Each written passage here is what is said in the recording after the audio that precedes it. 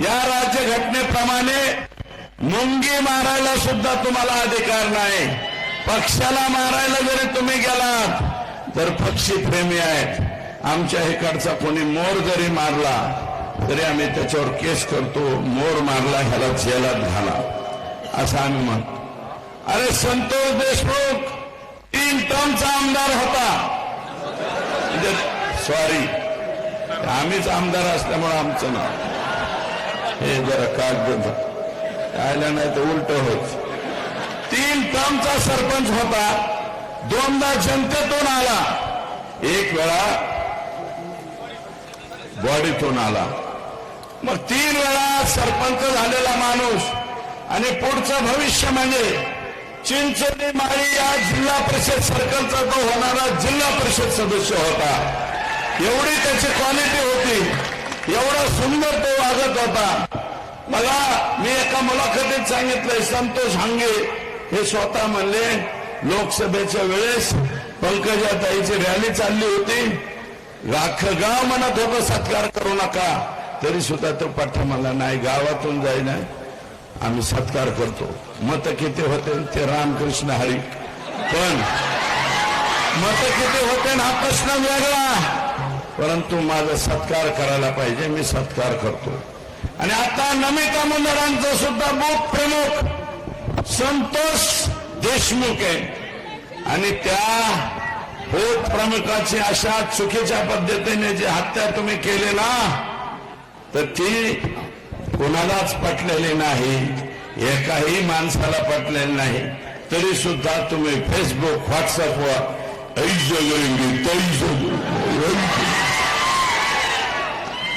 हे असले नारपाळे एक कानफळात हाणले ना, या कानाकडे हाणले तर पाक या कटात पळत पळत जाते. अंगात त्याच्या बिलकुल सुपारी एवढाली सुद्धा यांची मानगाट्या नाहीत आणि काही बी लिहितात आणि काही टाकते सोशल मीडिया. परंतु आता जे माझ्यावरती लिहिते हेच लोक मनोजदादांच्या वरती काही दिवसापूर्वी तेच लिहित होते. हेच त्याच्या पाठीमाग राज्याच्या मुख्यमंत्र्यांवर देवेंद्र फडणवीसांवरती सुद्धा हेच लोक लिहित होते. यांनी देवेंद्र फडणवीसांना टरबुजा खरबुजा आमचा आम्ही नाही केला, टरबुजा आम्ही नाही केला, ह्यांनी केला. आणि तेच आज उठून मला शिवा गिरते, मला गाड्या देते, याची अवकात काय त्याची अवकात काय. अरे माझी अवकात काय, 80,000 मतदानांनी उघली आणि या बीड जिल्ह्यात धनुभाऊ तुम्ही 1,42,000 मतांनी निवडून आले वरले.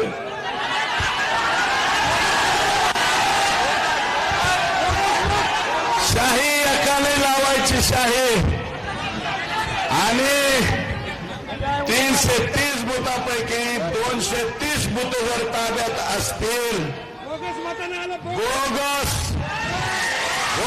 मतावरचे तुमचे निवडणूक आहे.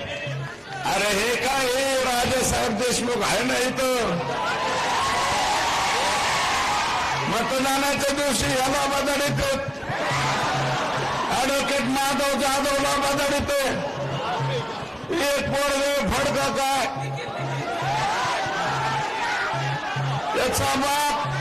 अरे गाड्या पूजिताने सुद्धा तुम्ही बुहार काढता, गाड्या पूजिताने.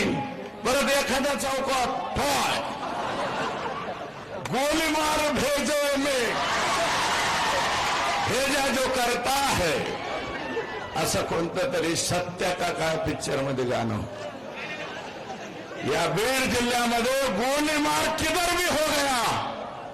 1200 ते 1300 लायसन्स ज्या ज्या कलेक्टरांनी दिले, ज्या ज्या एसपींनी त्याला संमती दिली आणि ज्या डीवायएसपींनी त्याला मान्यता दिली, या सगळ्यांवर कारवाई झाली पाहिजे असं माझं मत आहे. अरे आम्ही 5व्या टर्मचे आमदार झालो, अजून आम्हाला सुरक्षा द्या असे म्हणायचे पाळी आमच्यावर. आणि ज्या दिवशी कोणी गोळी घालणारे, जो गोली पे हमारा नाम होगा उसको कोई भी नहीं रोक सकता रे. त्यामुळे घाबरायचं नाही. हे जे झालंय संतोष देशमुखला ज्या पद्धतीने मारलंय, अरे 2 लिटर रक्त त्याच्या बॉडीमध्ये, 56 ठोके 6 जणांचे, 56 गुणिले 6 म्हणजे किती ठोके मारले त्याला तुमचं तुम्हीच गण. 350 ठोके तुम्ही दिले. आणि त्याला दिल्याच्या नंतर सुद्धा 12 तारखेला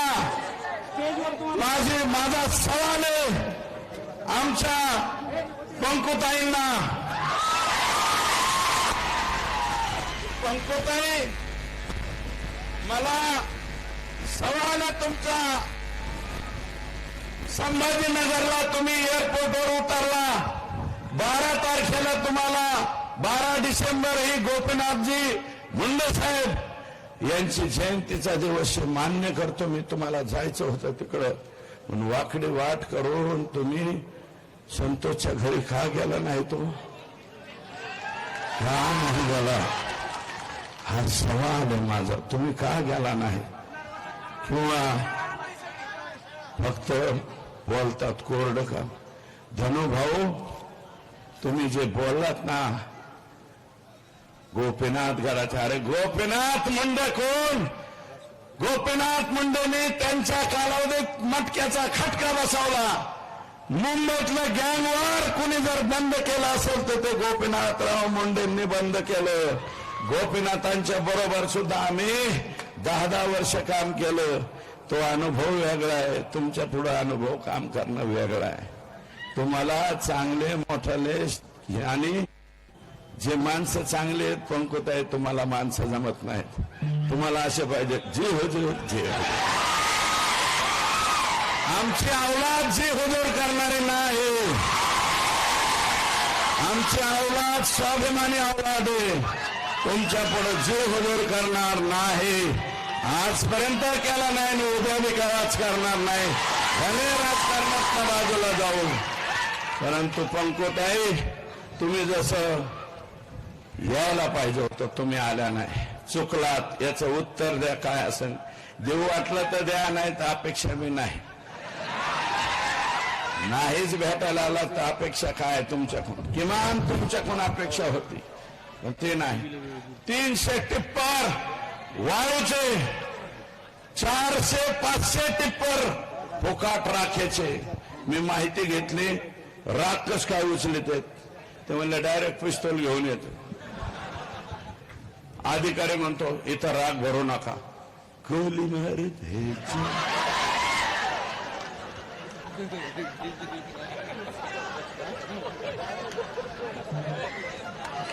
ढिसक्याव, अशा प्रकारची भाषा, ढिसक्यावची भाषा त्या ठिकाणी होते. काय करीन 4 लोक काय करतील? 50 लोक जर बगाट होऊन पिस्तूल हे घेऊन, राख म्हणजे आमचीच आहे. 1 रुपया थर्मलला न भरता 2002 सालापासून अव्याहतपणे 500 ट्रक फुकट चालल्यात. त्याचं उत्तर काय? मग पंकुताई, 14 ते 19 तुम्ही होत्या, तुम्ही का बंद केल्या नाही? त्याचं कारण आहे की हे धनुभाऊंचं घर वर आहे, पंकुताईंचं घर खाली आहे. खाली हे सकाळी चहाला असतात आणि दुपारच्या नाश्त्याला वर असतात. आणि धनुभाऊ, पंकुताई, धनुभाईंनी तुमचं सगळंच काढून घेतलेलं तुम्हाला मिळच नाही लागलं. सगळे झंटा फंटा आटम उधर है. आणि हा सगळा झंटा फंटा आटम कोण सांभाळत होता? आका. याला नाव घेत हे तुम्ही. आमदारकी सुद्धा मी नाही म्हणलं, पंकजाताई म्हणले भाड्याने दिली म्हणजे मंत्रिपद. मी तर आत्ता म्हणतोय, त्या स्वतः म्हणल्यात भगवान भक्तीगडावर स्वतः म्हणल्यात भाड्याने दिलंय म्हणले मंत्रिपद. यांनी नुसतं डिप्युटीशीच भाड्याने नाही दिली, पालकमंत्रीपदच भाड्याने नाही दिलं. राज्याचं हे कोणतं कृषी खातं सुद्धा भाड्याने देऊ. मग आता चुकीच्या माणसाच्या हातात भाड्याने दिल्यावर होय आपला ऊस तोडीशी संबंध आहे ते याच काय घ्यायचं म्हणते ऊस तोडायचं हार्वेस्टर त्या हार्वेस्टरला 4 लाखाची सबसिडी केंद्र सरकार आणि राज्य सरकारची 40 लाखाची 4,000 चालव आयला आजकाल आमचं बी कवा सटाकलेच होत त्यातल्या त्यात दादा असल्यामुळे थोडं प्रेशर आलंय आजपर्यंत कोणाचंच प्रेशर नाही ठेवलं पण ओलीसच प्रेशर येत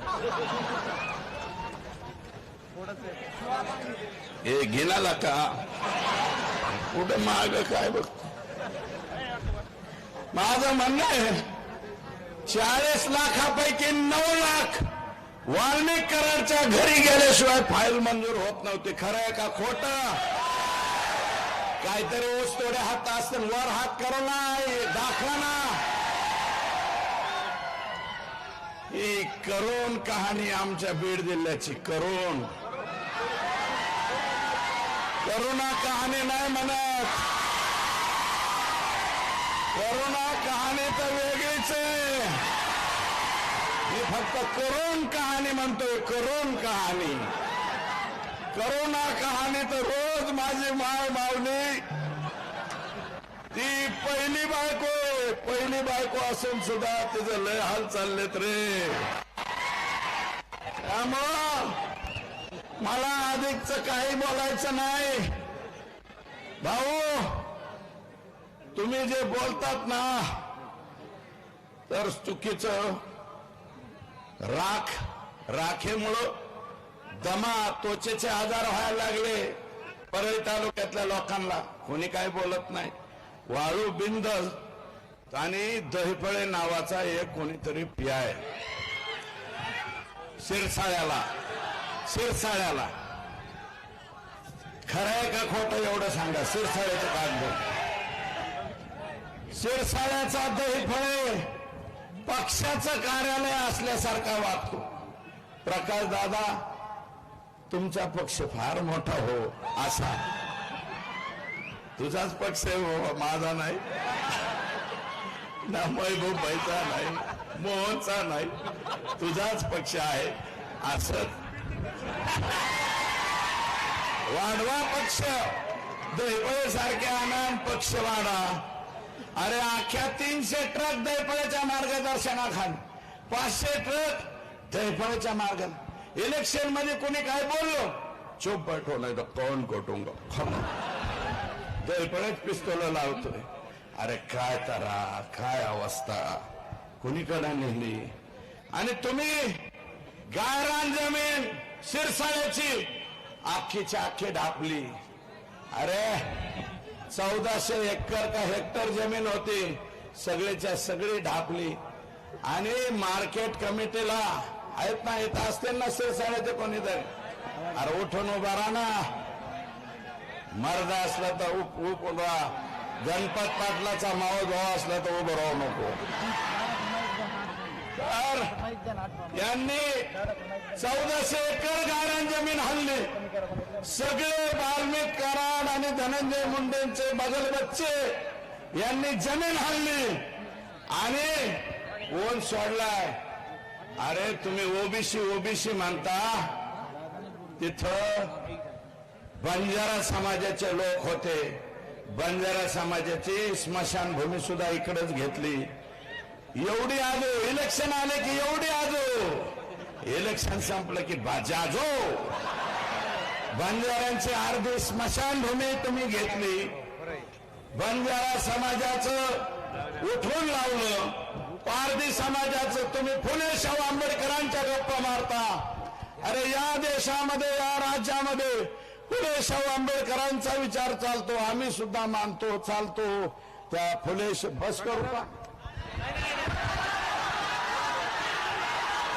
फुले पारधी समाजाची घरं बुलडोजरनी तोडली अजून बडे मिलिटरी मॅन बडे हा तो वंजारी समाजाचा आहे ना तुमच्या स्वतःच्या समाजाचा त्याच्या मुलाची ग्रामपंचायतला नोंद असून बडेला सुद्धा हाकलून लावलं बडे रागो ते म्हणतात मी मिलिटरी मॅन आहे अरे मिलिटरी मॅनाबद्दल स्वाभिमान असावा लागतो आमच्याकडे शहीदांच्या खाणी शहीद सुभाष सानप, सोंडगे, वालेकर, किती नावं घ्यायची, भरपूर आहेत. सगळी फार आहेत आमच्या बीड जिल्ह्यामध्ये. वेळ जाईल म्हणून बोलत नाही.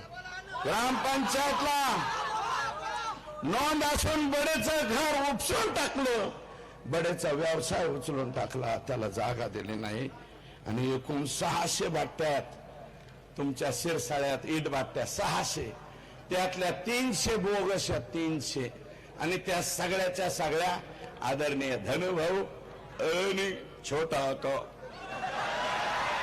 यांच्या आशीर्वादाने चालणाऱ्या, याची चौकशी लावणारे जिल्हाधिकाऱ्यांना सांगणारे मी, हे तिकडे जावा. निसार पट्टेदार हा गोपीनाथजी मुंडे साहेबांचा कट्टर समर्थक होता, मुस्लिम समाजाचा.